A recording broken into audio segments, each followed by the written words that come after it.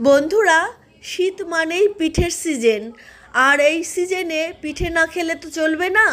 তাই বানিয়ে ফেললাম আজকে বেশ সুন্দর টেস্টি একটা কলা পাতায় মোড়ানো রোল পিঠে। আর তোমরা তো সবাই জানো কলা পাতায় যে কোনো খাবার খাওয়া ভীষণ হেলদি, ভীষণ উপকার। তো আজকে আমি কলাই পাতা মোড়ানো রোল পিঠে বানিয়ে ফেলেছি। দেখতে থাকো আমি কিভাবে বানিয়েছি।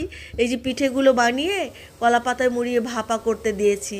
তোমরা যদি এর রেসিপিটা পেতে চাও তাহলে আমাকে জানিও কমেন্টস করে, তাহলে আমি এর রেসিপিটা পরের ভিডিওতে পোস্ট করব। এই যে দেখো ভাপা হয়ে গেছে। এবার তোমাদের একটু কেটে দেখাচ্ছি, এর ভেতরে পুর দেওয়া আছে। আর এই পুর থাকলে তবেই তো খেতে ভালো লাগে। এর ভেতরে নারকোল, তিল, ঘি এইসব দিয়েই পুর বানিয়েছি, গুড় এইসব দিয়ে বানিয়েছি।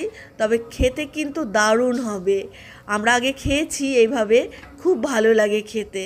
তো কমেন্টস করে জানিও।